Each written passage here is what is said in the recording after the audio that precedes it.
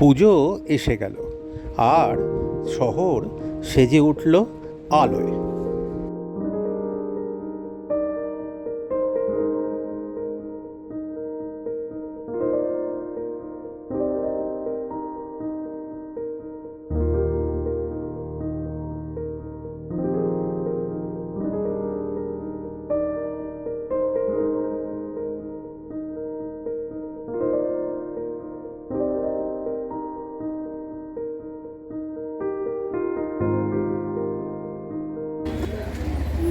কি আজকে ব্লগটা এখান থেকেই শুরু। আর ব্লগে কে? গুল্লুবাবু এবং গুল্লুবাবুর বাবা।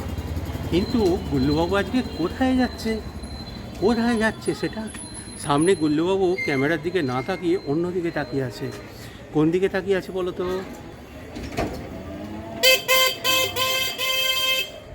আজকে পঞ্চমীর সন্ধ্যায় গুল্লুবাবু চলে এসেছে ঠাকুর দেখতে।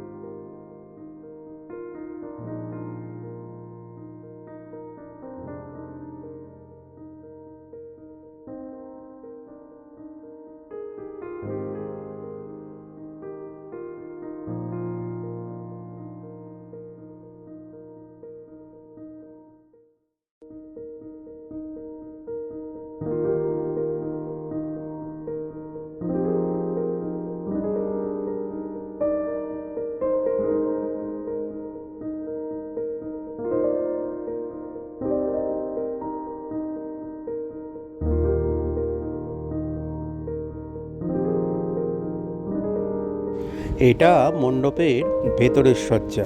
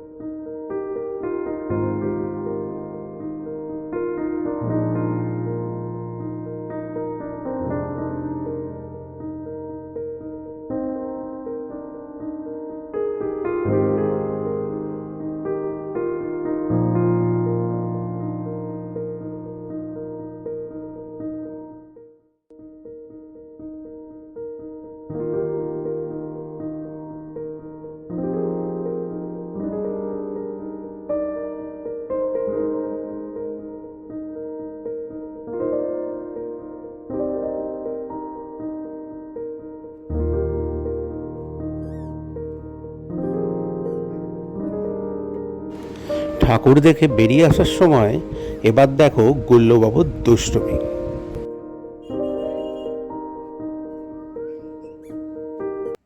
ঠাকুর দেখে চলে এসেছি বাড়িতে। আর তোমাদের দিদি এখন প্রায় ঘুমিয়ে পড়েছে, আর গুল্লুবাবু তো ঘুমিয়ে পড়েইছে। তা ভাবলাম অনেকদিন তোমাদের সাথে গল্প করা হয়নি, আজকে একটু তোমাদের সাথে গল্প করি। আর সত্যি কথা বলতে কি, আজকে ঠাকুর দেখতে বেরোনোর জন্য যে ঠাকুর দেখতে বেরোনো সেটা কিন্তু হয়নি। গুল্লুবাবুর শরীরটা খারাপ, সিজন চেঞ্জ, ক্রমাগত সর্দি কাশি জ্বর এ সমস্ত ভুগছে, তার জন্য চেক আপে যাওয়া হয়েছিল। আর যেখানে চেক আপে যাওয়া হয়েছিল তার ঠিক পাশেই ওই পুজোর মণ্ডপ। যে কারণে ভাবলাম গোল্লুবাবু একটু ঠাকুর দেখিয়ে নিয়ে যাই। যতই হোক এবছরের প্রথম গোল্লুবাবুর ঠাকুর দেখা। আগের বছরে দেখেছে, কিন্তু তখন অনেকটা ছোট ছিল। আর এবছরও যদিও ছোট, কিন্তু এসব ঘটনা ওর মনে থাকবে, আগামী দিনে মনে থাকবে, এটা ভাবাই ভুল। কিন্তু ও খুব এনজয় করেছে কিন্তু আজকে।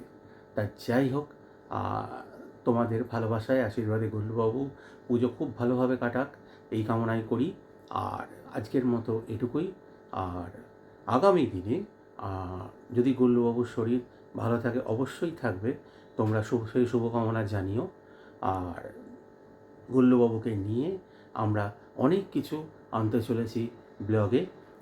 পুজোর কোথায় কোথায় যাচ্ছি, কী করছি, সে সমস্ত তো থাকবেই, তার সঙ্গে আরও অন্যান্য জিনিসপত্র থাকবে।